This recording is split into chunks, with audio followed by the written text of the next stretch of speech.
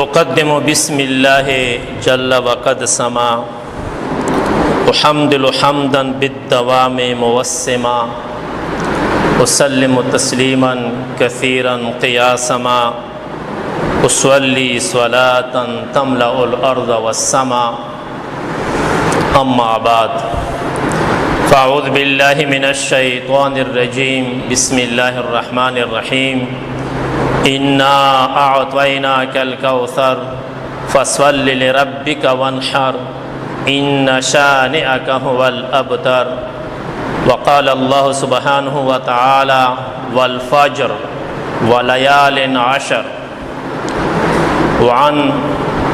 علی بن ابی طالب رضی اللہ تعالی عنہ قال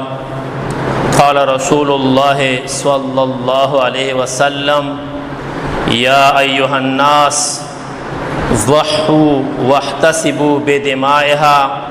فإن الدم إن وقع على الأرض فإنه يقع في حرز الله عز وجل وعن أم المؤمنين أم سلمى رضي الله عنها قالت قال رسول الله صلى الله عليه وسلم من رأى هلال ذي الحج وأراد أن يضحي فلا يأخذ من شعره ولا من أظفاره صدق الله وصدق رسوله النبي الكريم إن الله وملائكته يصلون على النبي يا أيها الذين آمنوا صلوا عليه وسلموا تسليما اللهم صل على سيدنا ومولانا محمد وعلى آل سيدنا ومولانا محمد في الأولين والآخرين وفي الملأ الأعلى إلى يوم الدين الحمدللہ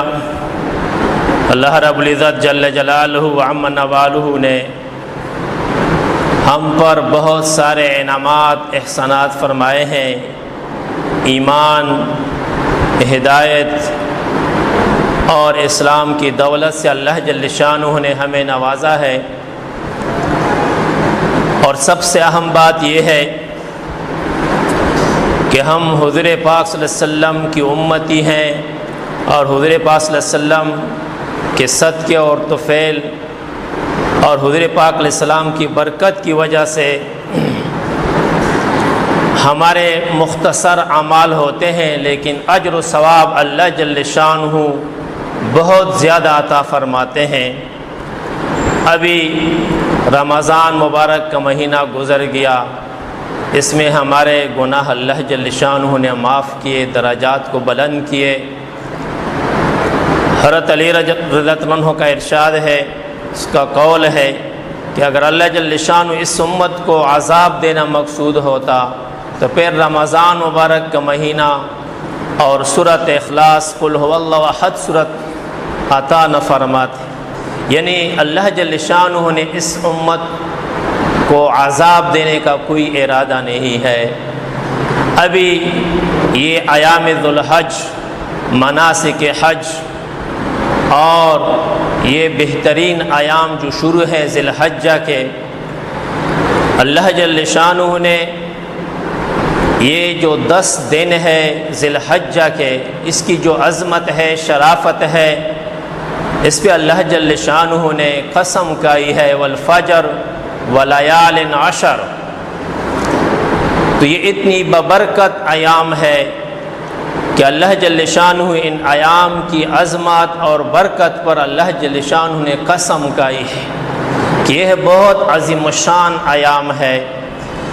اور اس میں عبادت، روزے رکھنا، مناسک حج کو ادا کرنا اور عید الاضحیٰ کی قربانی کرنا، یہ سب ایسے اعمال ہیں کہ اس امت کے لیے اللہ جل شانہ نے مغفرت اور درجات کو بلند کرنے کے لیے اللہ جل شانہ نے یہ سارے انعامات دیے ہیں۔ رحمت حق بہانہ میں جوید، رحمت حق بہانہ میں جوید، اس امت کی مغفرت اور بخشش کے لیے، درجات کو بلند کرنے کے لیے اللہ جل شانہ اس امت سے بہت سارے اعمال نہیں چاہتے ہیں، بلکہ اللہ جل شانہ اس امت کی مغفرت کے لیے بہانے ڈھونڈتے ہیں۔ کہ معمولی اعمال سے اللہ جل شانہ اس امت کی مغفرت فرما دیتے ہیں، تو رمضان کے بعد عید الفطر یکم شوال سے ایام حج شروع ہو جاتے ہیں۔ تو یہ یکم شوال سے حج کے ایام شروع ہو جاتے ہیں، تو اگر کوئی شخص حج کا ارادہ کر لیتا ہے تو یکم شوال سے عید کے دن سے یہ احرام حج کے لیے احرام باندھ سکتے ہیں۔ تو مطلب یہ ہے کہ رمضان ختم ہوتی ہی اللہ جل شانہ نے ایام حج یہ شروع کیے، اور ایام جو حج ہے ذی الحجہ ہے، تو یہ اسلامی مہینوں میں آخری مہینہ ہے، 12واں مہینہ ہے، اور پھر محرم جو مبارک مہینہ ہے محرم الحرام، یہ پھر اسلامی سال کا قمری مہینے کا پہلا مہینہ بن جاتا ہے۔ تو ہر اعتبار سے رمضان مبارک کے بعد یہ ذو الحجہ کے ایام شروع ہو گئے، پھر محرم الحرام کے ایام آ جاتے ہیں۔ تو ان سارے فضائل سے، ان سارے برکات سے، انعامات سے یہی معلوم ہوتا ہے کہ اللہ جل شانہ نے ہمارے لیے، اس امت کے لیے مغفرت کے لیے، درجات کو بلند کرنے کے لیے یہ بہت سارے اسباب کو، بہت سارے رحمتوں کو اللہ جل شانہ نے ہمارے نصیب کیے ہیں، ہمارے اوپر انعامات کیے ہیں، لیکن شرط یہ ہے کہ ہم اللہ جل شانہ کی طرف سے متوجہ ہو جائے۔ تو آج یہ ایام حج شروع ہے، تو اس میں عید قربان کا ہمارے لیے جو اہم پیغام ہے وہ کیا ہے؟ تو ایام حج میں ذو الحجہ کی جو 10 دن ہے، اس میں کوئی شک نہیں ہے کہ یہ مناسک حج کے ایام ہے، اور حج کے بارے میں حضور پاک علیہ السلام کا ارشاد مبارک ہے، علیہ السلام کا ارشاد مبارک ہے، الحج یہدم ما کان قبلہ، حج کی وجہ سے جو شخص حج کو ادا کر لے تو حج کی وجہ سے اللہ جل شانہ انسان کے پچھلے سارے گناہوں کو معاف فرما دیتے ہیں۔ رمضان کے روزے ہم نے رکھ لیے تو رمضان کی وجہ سے ہمارے سارے گناہ معاف،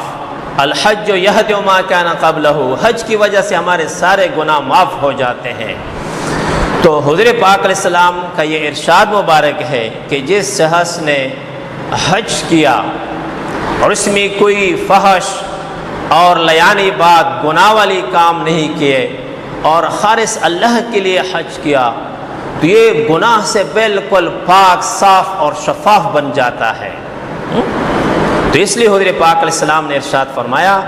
من اراد الحج فلیتعجل، جس شخص کا ارادہ ہو حج کرنے کا تو وہ حج کرنے میں جلدی کرے، کیونکہ کوئی بھی پتہ نہیں جاتا ہے، فإنہ لا یدری من لا یرد لہ، کہ اس کو آگے آنے والے حالات اس پہ کیسے آئیں گے۔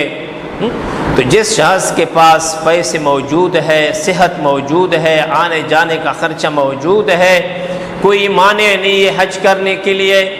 تو اس کو فوراً حج کرنے کا حکم ہے۔ تو اس لیے حضور پاک علیہ السلام نے ارشاد فرمایا کہ جس شخص کے پاس استطاعت ہو، حج کرنے کی توفیق ہو، طاقت ہو، باوجود استطاعت حج نہ کرے، تو گویا کہ یہ شخص حضور پاک علیہ السلام کی ملت پہ نہیں اٹھایا جائے گا، اور یہ ایسی حالت میں اس کو موت آ جائے کہ اس نے حج نہیں کیا ہے، فَلْيَمُتْ إِنْ شَاءَ يَهُودِيًّا أَوْ نَصْرَانِيًّا، تو یہ گویا کہ حضور پاک علیہ السلام کے ملت پہ نہیں اٹھایا جائے گا۔ اور خود اللہ جل شانہ نے ارشاد فرمایا، وَلِلَّهِ عَلَى النَّاسِ حِجُّ الْبَيْتِ مَنِ اسْتَطَاعَ إِلَيْهِ سَبِيلًا، اور اللہ جل شانہ نے اپنی رضا اور خوشنودی کے لیے لوگوں پہ یہ بات فرض کی ہے کہ جس شخص کی استطاعت ہو اور طاقت اور قوت ہو، حج کرنے کی توفیق ہو، اور باوجود قدرت وہ حج نہ کر لے، تو اس نے انکار کیا، اس نے کفر کیا۔ وَمَنْ كَفَرَ فَإِنَّ اللَّهَ غَنِيٌّ عَنِ الْعَالَمِينَ، تو اس نے اللہ کا کوئی نقصان نہیں کیا، خود اپنا نقصان کیا۔ اس لیے امیر المومنین حضرت عمر فاروق کا یہ ارشاد ہے کہ جو شخص باوجود قدرت وہ حج نہ کر لے تو جب یہ قیامت کے دن میدان حشر میں اٹھے گا تو اس کے پیشانی اور ماتھے پر کافر کا لفظ لکھا ہوا ہوگا۔ اور یہ آیات بھی تلاوت فرمایا کرتے وَمَنْ كَفَرَ فَإِنَّ اللَّهَ غَنِيٌّ عَنِ الْعَالَمِينَ۔ تو ان 10 ایام میں یہ ایام الحج ہے۔ ذی الحجہ کا معنی یہ ہے کہ حج والا مہینہ، اور جن لوگوں پہ حج فرض ہو اور وہ حج کر لے تو یہ ایک مسلم بات ہے، یہ ایک معلوم بات ہے، یہ ایک مجرب بات ہے کہ جو شخص حج کر لے اور اسی وجہ سے حج کر لیتا ہے کہ اللہ کا حکم ہے، تو اس شخص پہ آئندہ کے لیے کبھی بھی فقر و فاقہ، تنگی اور محتاجی نہیں آئے گی۔ اور یہ بھی ایک مسلم بات ہے کہ جو شخص پیسے کو بچانے کے لیے بخل کی وجہ سے حج نہ کر لے تو یہ بھی ایک مسلم بات ہے کہ یہ کبھی بھی آئندہ مستقبل میں اپنی زندگی میں کبھی بھی آسودہ حال نہ ہوگا، کبھی بھی اس پہ خوشحالی اور فراخی، اور کبھی بھی یہ دولت مند نہیں بنے گا۔ جو بخل کی وجہ سے، مال کی محبت کی وجہ سے، مال کو بچانے کی وجہ سے حج نہ کرے تو یہ کبھی بھی آئندہ آسودہ حال نہیں ہوگا۔ یہ ذو الحجہ کا مہینہ ہمیں یہی پیغام دیتا ہے کہ یہ حج والا مہینہ ہے۔ اور حضور پاک علیہ السلام نے ارشاد فرمایا کہ ان 10 ایام میں اللہ جل شانہ کو نیک اعمال اتنے محبوب ہے کہ اتنے اور دنوں میں اتنے زیادہ محبوب نہیں ہیں جتنے کہ یہ ایام ہے، کیونکہ اس ایام پہ اللہ جل شانہ نے قسم اٹھائی ہے کہ یہ عظمت والی ایام ہے۔ کم از کم روزانہ رات کے وقت اور عشاء نماز کے بعد 2 رکعت صلاۃ توبہ، صلاۃ حاجات اسی نیت سے پڑھ لے کہ یا اللہ ان ایام پر آپ نے قسم کھائی ہے، یہ عظمت والی ایام ہے، تو یا اللہ اس ایام کی جو برکتیں ہیں، جو عافیتیں ہیں، یا اللہ وہ ہمیں نصیب فرمائے، اور ہمارے لیے حرمین شریفین کی جو زیارت ہے اور حج بیت اللہ ہے اور حضور پاک علیہ السلام کا جو روضہ مبارک ہے، مسجد نبوی ہے، ان کی زیارت ہمیں نصیب فرمائے۔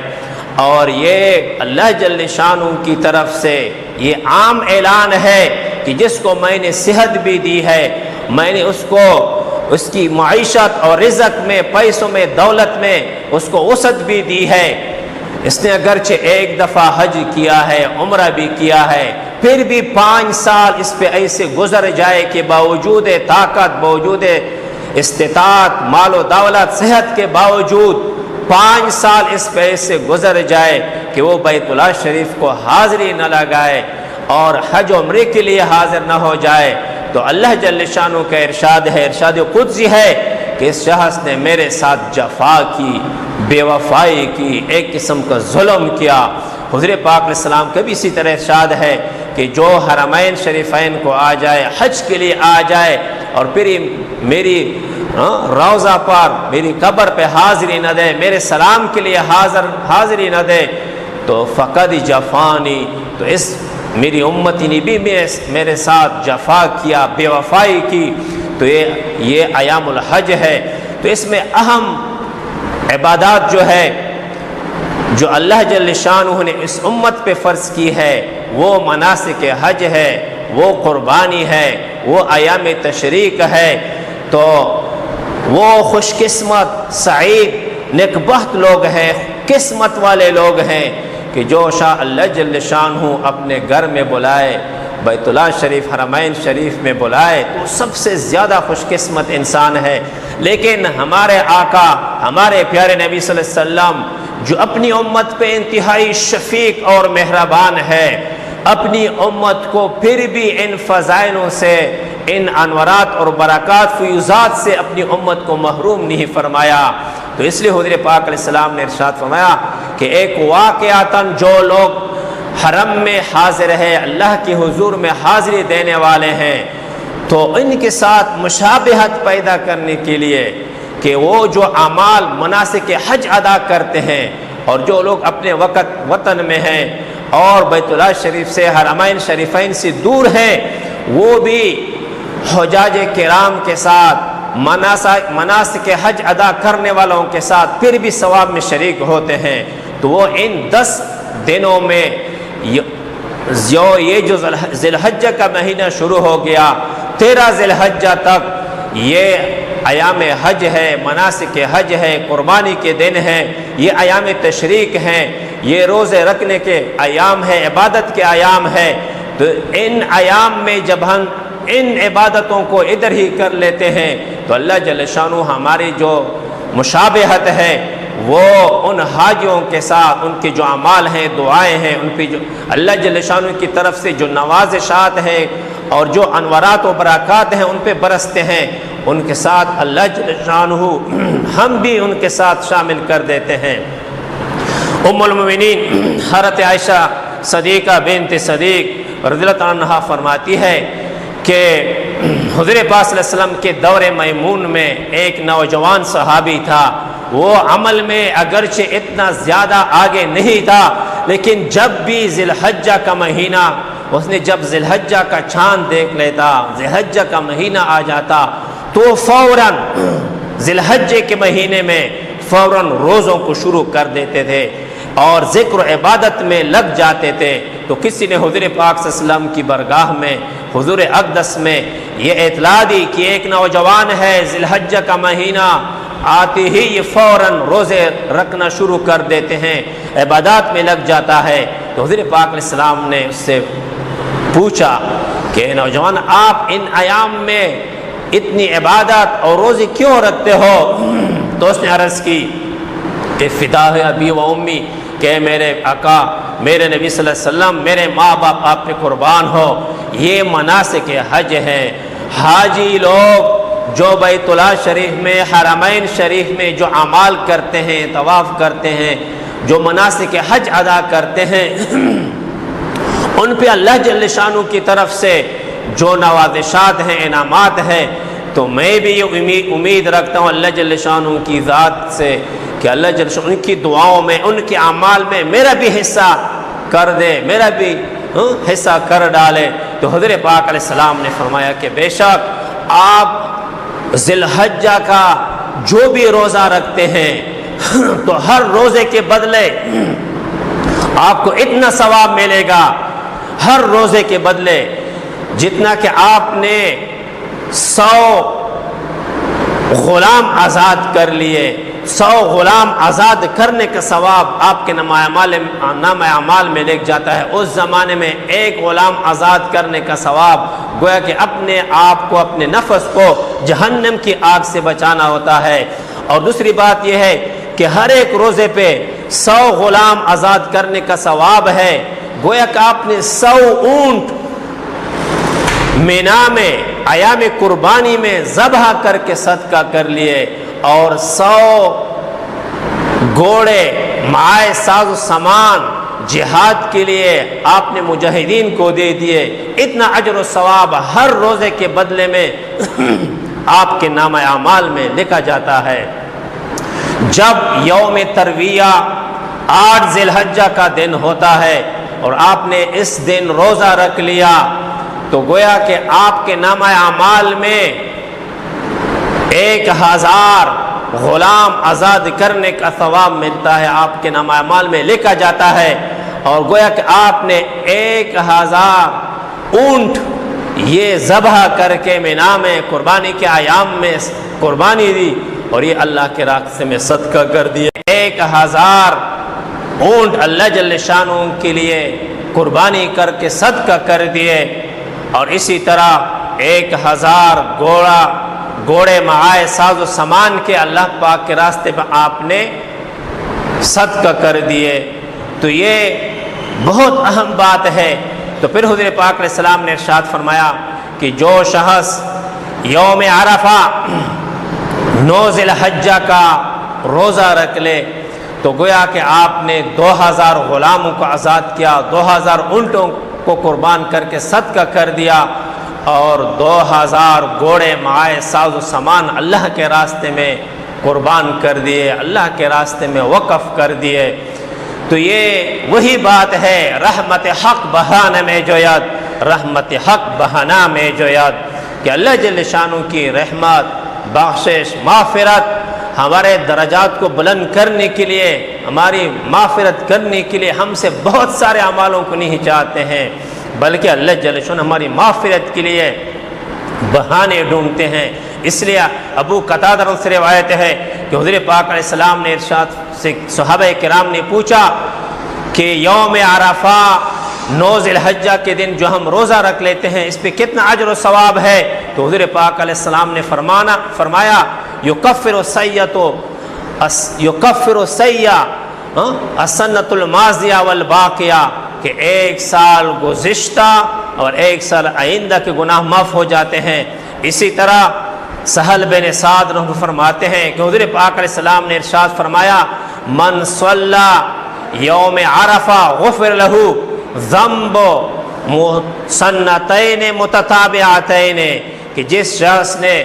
یوم عرفہ کا روزہ رکھ لیا تو 2 سال متواتر اللہ جل شانہ آپ کے گناہوں کو معاف کر دیتے ہیں۔ تو یہ ہیں اللہ جل شانہ کی طرف سے انعامات۔ اور ان ایام میں سب سے جو اہم عمل ہے وہ قربانی کا عمل ہے۔ یہ قربانی حضور پاک علیہ السلام نے فرمایا سنت ابیکم ابراہیم،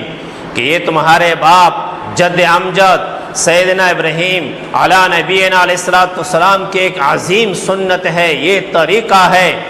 اور قربانی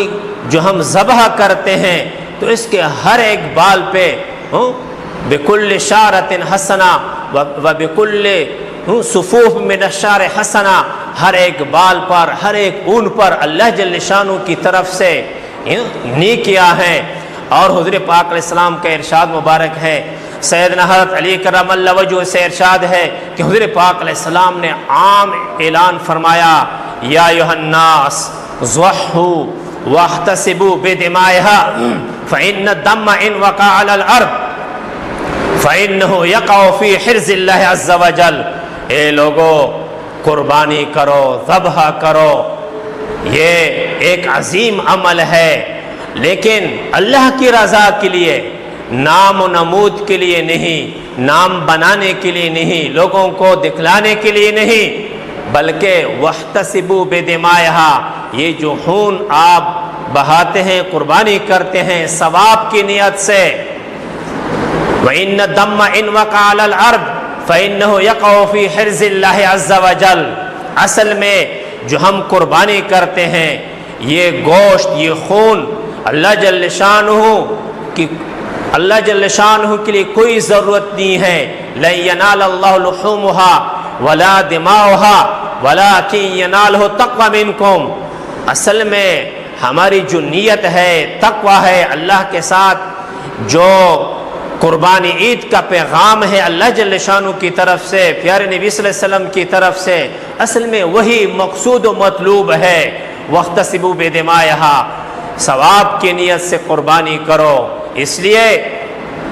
فَإِنَّ الدَّمَّ إِنْ وَقَعَ عَلَى الْأَرْضِ، ظاہر میں تو ہم یہ دیکھتے ہیں کہ قربانی کا خون زمین پہ گر گیا، لیکن اصل میں فَإِنَّهُ يَقَعُ فِي حِرْزِ اللَّهِ عَزَّ وَجَلَّ، یہ اللہ جل شانہ کے خزانے میں جمع ہو جاتا ہے۔ اور قربانی کے جانور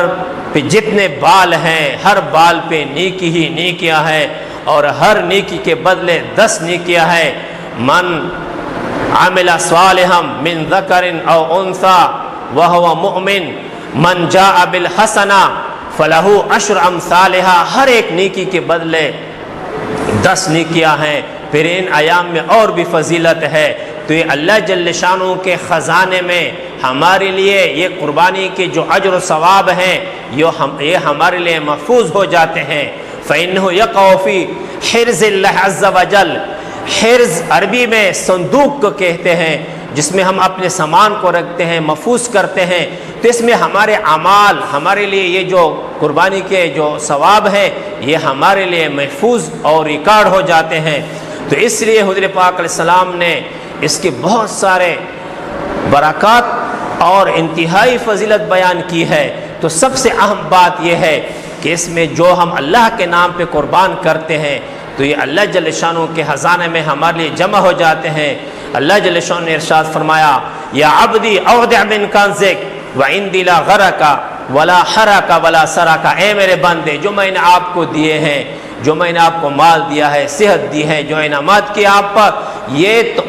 یہ پھر میرے خزانے میں جمع کر دو، حالانکہ یہ ہمارے اپنے نہیں ہے۔ وما بکم من نعمت فمن اللہ، ہمارے ساتھ جتنی بھی نعمتیں ہیں، یہ صحت ہے، یہ زندگی ہے، یہ جوانی ہے، یہ مال و دولت، یہ اولاد، یہ اپنے بہترین یہ جو ہمارے انعامات ہیں، گھر ہے، یہ سب اللہ جل شانہ کے خزانے سے ہمیں ملی ہے۔ ہمیں ہمارا اپنا کچھ نہیں، میں کچھ نہیں، کچھ نہیں ہے میرا، سب کچھ تو ہے، سب کچھ ہے تیرا۔ اس کا تقاضا بھی ہے کہ ہم ان سب چیزوں کو اللہ جل شانہ کے نام پہ قربان کر دیں، اللہ جل شانہ کو حکم پہ، پیارے نبی صلی اللہ علیہ وسلم کے طریقے پہ اس کو ہم قربان کر دے۔ جان دی ہوئی اسی کی تھی، حق تو یہ ہے کہ حق ادا نہ ہوا۔ قربان عید کا یہی پیغام ہے کہ جب ہم جانوروں کو ذبح کر لیتے ہیں تو اس کا یہی مطلب ہے کہ ہم اپنے تمام جذبات کو، تمام احساسات کو، اپنے تمام نفسانی تقاضوں کو اللہ جل شانہ کے حکم کے لیے قربان کر دیتے ہیں۔ اللہ کا حکم ہم مقدم کرتے ہیں، اور قربانی میں ہمارے لیے اللہ جل شانہ کا یہی پیغام ہے کہ ہم اللہ جل شانہ کے حکم کی تعمیل کے لیے اپنے سر کو جھکا لے، سر تسلیم خم ہے جو مزاج یار میں آئے۔ اصل میں تو ہم جانور کو ذبح کر لیتے ہیں، لیکن عید قربان کا یہی پیغام ہے، ہمیں یہی سبق دیتا ہے، جیسا کہ سیدنا ابراہیم علیہ نبینا علیہ السلام کو اللہ کے حکم پہ اپنے بیٹے سیدنا اسماعیل علیہ السلام کی قربانی کے لیے تیار ہو گئے، پھر اللہ جل شانہ نے انعام کے طور پر جنت سے دمبا اور ایک قربانی ذبح کرنے کے لیے دمبا بھیج دیا۔ تو اصل میں اللہ جل شانہ اگر ہم سے یہ مطالبہ کر دیتے کہ اپنے بیٹوں کو ذبح کر لیتے اور اپنے آپ کو قربان کر لیتے تو پھر بھی ہمارے لیے یہ سودا بہت ہی ارزان ہے کہ اللہ کے حکم پہ اللہ کو راضی کرنے کے لیے اور اللہ کو پانے کے لیے، دنیا و آخرت کی سعادت کو حاصل کرنے کے لیے اگر ہم اللہ جل شانہ کے حکم پہ اپنے آپ کو قربان کر لیں، اپنی اولاد اور مال کو قربان کر لیں، اور اس کے بدلے میں اللہ جل شانہ ہمیں مل جائے اور اللہ کی جو محبوبیت ہے، قرب ہے، وہ ہمیں مل جائے، پیارے نبی صلی اللہ علیہ وسلم کی معیت اور شفاعت مل جائے، تو یہ بہت ہی آسان اور سستا سودا ہے۔ تو یہ قربان عید کا ہمارے لیے یہی پیغام ہے کہ ہم اللہ جل شانہ کے حکم پہ ہمیں تو یہی چاہیے کہ ہم سارے اپنے اللہ جل شانہ کی دی ہوئی انعامات کو اللہ کے رضا کے مطابق ہم خرچ کر لیں۔ تو میں یہی بات عرض کر رہا تھا کہ اس کے بدلے میں اگر ہمیں اللہ جل شانہ مل جائے، اللہ کا قرب حاصل ہو جائے، کیونکہ قربانی کا لفظی ترجمہ تقرب حاصل کرنا، اللہ جل شانہ کا قرب حاصل کرنا ہے، تو اس کے بدلے میں اللہ جل شانہ کا قرب ہمیں نصیب ہو جائے، پیارے نبی صلی اللہ علیہ وسلم کی شفاعت اور معیت نصیب ہو جائے، اور اس کے بدلے میں ہم سب کچھ اپنا قربان کر دیں، اللہ کے حکم پہ قربان کرنا پڑے، تو یہ بہت ہی ارزان اور سستا سودا ہے۔ اے دل تمام نفع ہے سودائے عشق میں، اے دل تمام نفع ہے سودائے عشق میں، ایک جان کا زیاں ہے سو یہ کچھ زیاں نہیں۔ تو عید قربان کا آج کے دن میں ہمارے لیے یہ سب سے اہم پیغام یہ ہے کہ جس طرح ہم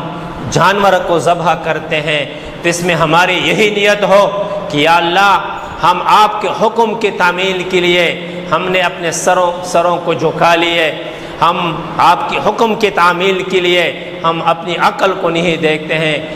بلکہ ہم ہم آپ کے حکم کو دیکھتے ہیں، پیارے نبی صلی اللہ علیہ وسلم کے طریقوں کو دیکھ لیتے ہیں۔ تو یہی اصل پیغام ہے عید قربان میں کہ قربانی کی جو اصل روح ہے، اصل پیغام ہے، وہ یہ ہے کہ ہم آج کے دن یہ عہد کر لے، یہ جانور کو ذبح کرتے وقت کہ یا اللہ میں نے اپنی نفسانی خواہشات کو، اپنے جذبات اور احساسات کو سب کے سب یا اللہ آپ کے لیے، آپ کے خاطر کے لیے میں نے سب کو قربان کر دیا۔ یا اللہ جب بھی یہ ایک قربانی کا جذبہ ہے کہ جب بھی نماز کا وقت آ جائے تو میں اپنے سارے کاموں کو چھوڑ کر، اپنی گرمی و سردی کو نہ دیکھ کر، بلکہ یا اللہ آپ کی طرف سے جو حکم ہے حی علی الصلاۃ حی علی الفلاح، اللہ بڑا، سب سے بڑا اور سب سے بڑا ہے، میں اس حکم کو تعمیل کروں گا۔ روزے کا حکم ہے، روزہ رکھوں گا، گرمی اور صحت کو نہیں دیکھوں گا، اور زکوٰۃ کا حکم ہے، زکوٰۃ دوں گا، اور ہر ایک زندگی کے ہر ایک شعبے میں، ہر ایک موڑ میں یا اللہ میں آپ کے حکم کو دیکھوں گا، پیارے نبی صلی اللہ علیہ وسلم کے طریقوں کو دیکھوں گا، اور اپنے تمام نفسانی خواہشاتوں کو، نفسانی تقاضوں کو دبا کر اللہ کا حکم کو ادا کروں گا۔ تو یہی قربانی کا اصل پیغام ہے کہ میں بندہ رہ کر کہ یا اللہ میں آپ کا بندہ ہوں، اللہم انی عبدک وابن عبدک وابن عمتک، یا اللہ میں آپ کا بندہ ہوں، آپ کے بندے کا بیٹا ہوں، یا اللہ میں آپ کا غلام ہوں، آپ کے حکم کا تابع اور فرمان بردار ہوں، پیارے نبی صلی اللہ علیہ وسلم کا اتباع کرنے والا ہوں۔ یہ ہے اصل میں یہ پیغام، اور خاص کر یہ ایام تشریق ہے، یہ جب بھی ذی الحجہ کا چاند نظر آ جائے، من رعا ہلال ذی الحجہ، جو ذی الحجہ کا چاند دیکھ لے تو حاجیوں کے ساتھ مشابہت کے لیے تو حضور پاک علیہ السلام نے فرمایا، اور جس کا یہ ارادہ ہو کہ میں قربانی کر لیتا ہوں، من اراد ان یضحی فلا یاخذ شعرہ ولا من اظفارہ، وہ اپنے یہ ناخن اور بال اس کو یہ قربانی کے ایام تک، یوم اضحیٰ تک اس وقت اپنے ناخن کو نہ کاٹو، بالوں کو نہ کاٹو، تو یہ ان کے ساتھ ایک مشابہت ہے۔ اس لیے اسی ایام میں یہ جو تکبیرات ہے، حضور پاک علیہ السلام نے فرمایا کہ انہی ایام کو تکبیرات پر مزین کرو، اپنی عیدوں کو تکبیرات کے ایام میں مزین کرو، اور قرآن پاک میں بھی ایک حکم ہے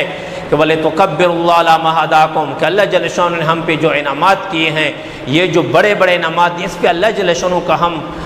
کبریائی اور بڑائیوں کو بیان کر لے۔ تو انہی ایام میں ذی الحجہ کا چاند دیکھتی ہی سب سے افضل ترین ذکر اللہ اکبر، اللہ اکبر، لا الہ الا اللہ واللہ اکبر، اللہ اکبر وللہ الحمد۔ ویسے بھی عبداللہ ابن عمر رضی اللہ عنہ، حضرت ابو ہریرہ رضی اللہ عنہ جب بھی بازار میں ان کلمات کو ذکر کرنے کے لیے بازار میں جاتے تھے، اور جہراً علی الاعلان، اللہ اکبر اللہ اکبر، لا الہ الا اللہ واللہ اکبر، اللہ اکبر وللہ الحمد، ان تکبیرات کو پڑھا کرتے تھے، لوگ سن کر وہ بھی شروع ہو جاتے تھے۔ تو یہ بھی علماؤں کی طرف سے یہ ہدایات ہے کہ انہی ایام میں صبح و شام ہر وقت اللہ اکبر کبیرہ، سبحان اللہ حمدا کثیرہ، الحمدللہ حمدا کثیرہ، سبحان اللہ بکرۃ و اصیلا، اللہ اکبر کبیرہ، اللہ اکبر اللہ اکبر۔ یہ اللہ اکبر کا جو ذکر ہے، یہ زیادہ سے زیادہ یہ اللہ اکبر کا ذکر کرو، خاص کر 9 ذی الحجہ یوم عرفہ، فجر کی نماز سے یہ جو تکبیرات ہے یہ فجر کی نماز سے شروع ہو جاتے ہیں، ذی الحجہ 13 ذی الحجہ عصر کی نماز تک یہ ہر مسلمان، مرد عورت، ہر ایک مسافر جو بھی ہو، ہر ایک پر نماز کے بعد ایک دفعہ پڑھ لینا، مردوں کے لیے بلند آواز پر اور عورتوں کے لیے آہستہ آواز سے ایک دفعہ پڑھنا واجب ہے، اور انہی ایام میں ان تکبیرات کا زیادہ سے زیادہ ذکر کرنا یہ باعث ثواب ہے۔ تو اللہ اکبر کبیرہ، اللہ اکبر اللہ اکبر، لا الہ الا اللہ واللہ اکبر، اللہ اکبر وللہ الحمد، اور یہ قربانی اور یہ ذبح اور یہ روزے رکھنا، یہ ہمارے لیے اللہ جل شانہ کی طرف سے بہت ہی اعزاز ہے، بہت بڑی سعادت ہے، شرافت ہے، اور خاص کر یہی قربانی کے دن ہمارے لیے یہی پیغام ہے عید قربان کا، کہ جس طرح ہم نے جانور پہ ہم نے چوری، جانور کی گردن پہ ہم نے چوری پہ لیا، ذبح کر لیا، اسی طرح اللہ جل شانہ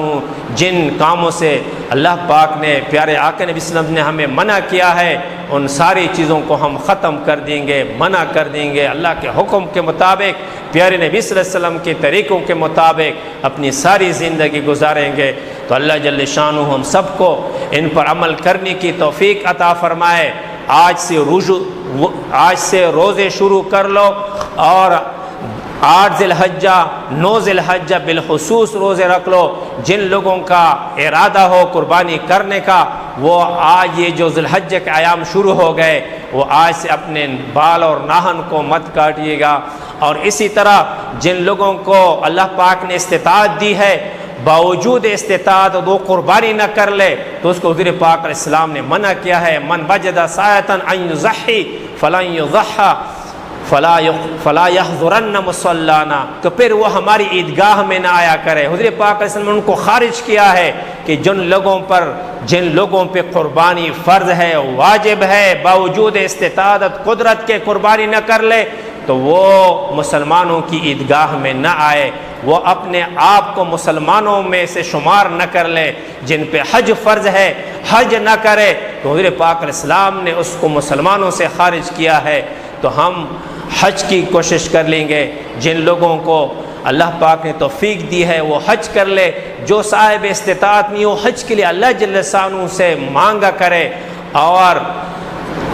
یہ دعا کرے لقد صدق اللہ رسولہ الرؤیا بالحق 26 پارواں اور سورہ فتح کی جو آخری رکوع ہے، اس آیت کو بار بار پڑھنے سے اللہ پاک حج کے اسباب مہیا کر دیتے ہیں۔ ہر اذان کے بعد جب اذان ختم ہو جاتی ہے اذان کی دعا پڑھ لو، پھر اس کے بعد 3 دفعہ لبیک اللہم لبیک لبیک لا شریک لک لبیک ان الحمد والنعمت لک والملک لا شریک لک، یہ جو تلبیہ ہے، یہ جو لبیک اللہم لبیک ہے، یہ تلبیہ ہر اذان کے بعد جو شخص 3 مرتبہ پڑھے گا اللہ جل شانہ اپنے غیب کے خزانے سے، چاہے یہ کتنے ہی غریب ہے اور کتنے ہی محتاج اور مسکین ہے، جانے کا حرمین شریفین میں جانے کے لیے کوئی اسباب نہیں، لیکن اذان کے بعد یہ تلبیہ 3 دفعہ پڑھا کرو تو اللہ پاک ان کے لیے حرمین شریف کی زیارت کے لیے اسباب مہیا کریں گے۔ تو ہم اللہ جل شانہ کے ہر ایک حکم پہ اللہ جل شانہ کے ہر ایک حکم پہ لبیک کہیں گے۔ وما علینا الا البلاغ۔